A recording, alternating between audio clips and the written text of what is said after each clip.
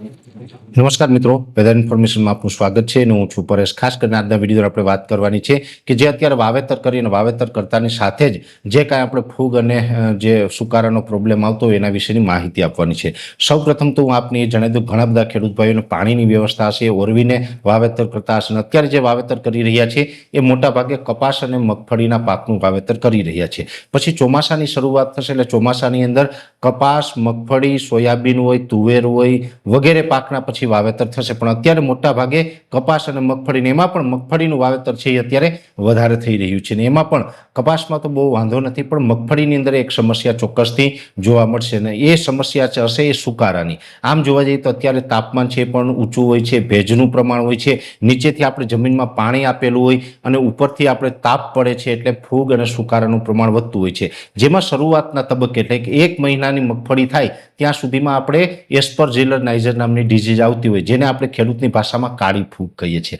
આ ફૂગનો ઉપદ્રવ છે એ આ સિઝનની અંદર દર વર્ષે જોવા મળતો હોય। જો આના ઉપર સતત કન્ટિન્યુ વરસાદ પડે, ઠંડુ હવામાન થઈ જાય તો પછી આ ફૂગ નથી આવતી, પણ સ્વાભાવિક રીતે અત્યારે ઓરવીને વાવેતર કર્યું હોય, હજુ ચોમાસું દૂર છે એટલે ગરમીનું પ્રમાણ રહેવાનું છે ને ગરમીનું પ્રમાણ હોય ને નીચે ભેજનું પ્રમાણ હોય એટલે ચોક્કસથી આમાં ફૂગ અને સુકારો આવતો હોય। હવે જે આ કાળી ફૂગ આવે છે એને બચવા માટે પહેલાં તો આપણે એ કરવાનું, સૌ પ્રથમ તો આપણે સારા ફૂગનાશકનો પટ આપવો જોઈએ। જે પણ આપણું બિયારણ છે એની અંદર સારા ફૂગનાશકનો પટ આપેલો હોય તો આ સમસ્યા ઓછી થાય છે, જેની અંદર કાર્બેન્ડિઝમ મેન્કોજેબ છે, મેટાલિક્સિલ મેન્કોજેબ છે, થાયરામ છે, કોઈ પણ કોમ્બિનેશન વાળા ફૂગનાશક હોય એવા જે ફૂગનાશકનો પટ આપીએ તો ફૂગ અને સુકારામાં ઘણી બધી રાહત મળે છે। 100% ન આવે એવું ન હોય પણ રાહત ચોક્કસથી મળે છે। માની લઈએ કે વાવેતર કરી દીધું ને ઉપરથી જો સુકારા આપણે ક્યાંય દેખાય તો ઉપરથી આપણે 2 ટ્રીટમેન્ટ કરી શકીએ છીએ। જો તમે પ્રાકૃતિક ખેતી કરતા હોય અને ગૌમૂત્ર અને છાશ છે એનો રેગ્યુલર છંટકાવ કરો અને વધુ પડતા એને પિયત આપવાનો કાળજી રાખો તો પછી તમારે એમાં થોડીક રાહત મળશે।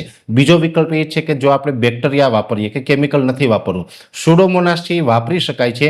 કાળી ફૂગની અંદર સુડોમોનાસ છે એ કોઈ સારી કંપનીનું વાપરેલું હોય તો પરિણામ પણ સારા મળી જાય છે, પણ પ્રશ્ન એ થશે કે અત્યારે તાપમાન ઊંચું છે એટલે સુડોમોનાસનું પણ જેટલું પરિણામ લેવું જોઈએ એટલું પરિણામ મળતું નથી, કેમ કે વધારે પડતા ગરમી હોય, 30 ડિગ્રી કરતાં તાપમાન ઊંચું હોય એટલે જે બેક્ટેરિયાઓ છે એ આપણે જે મલ્ટીપ્લાય થવા જોઈએ ન થાય, અથવા તો જે બેક્ટેરિયા જીવન છે એ પણ મૃત્યુ પામે છે। એટલે આપણે સુડોમોનાસ છે એનું 100% પરિણામ ન મળે પણ ઘણી અંશે આપણે સુડોમોનાસથી કાળી ફૂગ અને જે આ સુકારો છે એને નિયંત્રણમાં લાવી શકીએ છીએ। એટલે એક ઈલાજ એ છે, બીજો ઈલાજ એ છે કે ઉપરથી આપણે કોઈ પણ સારા ફૂગનાશક જે કેમિકલ એક્ટ મુજબ પેસ્ટિસાઇડમાં જે એગ્રોમાંથી લેતા હોય કોઈ પણ સારા ફૂગનાશકનો છંટકાવ કરીએ તો એનાથી પણ રાહત મળે છે। દાખલા તરીકે ક્લોરોથાલોનિલ છે, અથવા તો એઝિસ્ટોબિન ક્લોરોથાલોનિલ છે, અથવા તો એઝિસ્ટોબિન ટેબ્યુકોનાઝોલ છે વગેરે જે કોમ્બિનેશન વાળા કન્ટેનો આવતા હોય, જે દરેક કંપની બનાવે છે, કોઈ પણ સારી કંપનીનું લઈ અને સારા ફૂગનાશકનો ઉપયોગ કરવો જોઈએ। મોટા ભાગે જોવા જઈએ તો આ સુકારો છે એની અંદર 100% નિયંત્રણ તો કોઈ જ દવાનું નહીં આવે,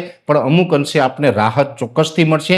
બીજી વાત એ છે કે જો આની અંદર ચોમાસું બેસી જાય, ચોમાસામાં વરસાદ પડશે અને વાતાવરણ ઠંડુ થઈ જશે તો ચોક્કસથી આપણે કોઈ જ દવા વગેરેની અંદર પરિણામ મળી જશે। અને મુખ્યત્વે આ સુકારો છે મગફળી 1 મહિનાની થાય ત્યાં સુધી પ્રોબ્લેમ વધારે રહેતો હોય છે, પછી આ પ્રોબ્લેમ બહુ થતો નથી। એટલે મગફળીની અંદર જો વાવેતર કરતા હોય તો અત્યારે આ એટલી કાળજી રાખવાની છે।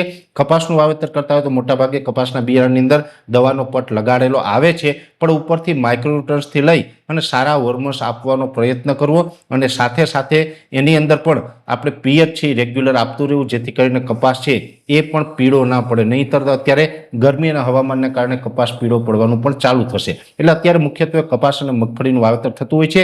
તુવેર, એરંડા કે સોયાબીન જેવા પાકો છે એનું હમણાં વાવેતર ન કરવું, 15 જૂન પછી ચોમાસાની શરૂઆત થાય અને ચોમાસાની શરૂઆત પછી જો એનું વાવેતર કરવામાં આવે તો એ માટે ખૂબ સારું રહેશે। એટલે ખાસ કરીને ચોમાસું પાક અને ચોમાસું પાકમાં આવતી સમસ્યા વિશેની થોડીક ટૂંકી માહિતી આપવાનો પ્રયત્ન કર્યો છે।